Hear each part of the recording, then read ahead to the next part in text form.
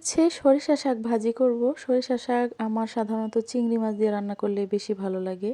তো শাকগুলোকে আমি একদম চিকন করে কেটে নেব। সরিষা শাক বা মূলা শাক এরকম চিকন করে ভাজি করলেই বেশি ভালো লাগে। তো শাকগুলো আজকে আমি ওইরকম চিকন করতে পারছিলাম না, কারণ সরিষা শাকের মধ্যে অনেক ছোট ছোট শুঁড়ের মতো ছিল, এগুলো হাতের মধ্যে প্রচুর বিঁধতেছিল। যাই হোক, যতটুকু চিকন করতে পেরেছি তাতেই হয়ে যাবে। তো প্রথমে আমি শাকটা একটু ভাপ দিয়ে নিব।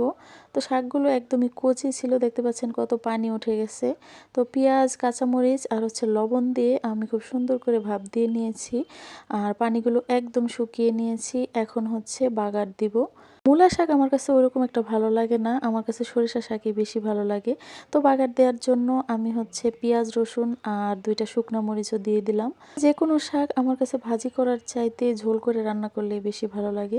পেঁয়াজ রসুনগুলো আমি ব্রাউন কালার করে ভেজে নিয়েছি। এখন হচ্ছে সেদ্ধ করে রাখা শাকটাও দিয়ে দিলাম। এখন বেশ কিছুক্ষণ একটু ভাজা ভাজা করে নিব।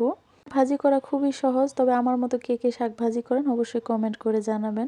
অনেককে দেখেছি শাকগুলো ভাপ না দিয়ে সরাসরি তেলের মধ্যে দিয়ে দেয়, ওইভাবেও রান্না করা যায়, ওইটাও কিন্তু খুব মজা।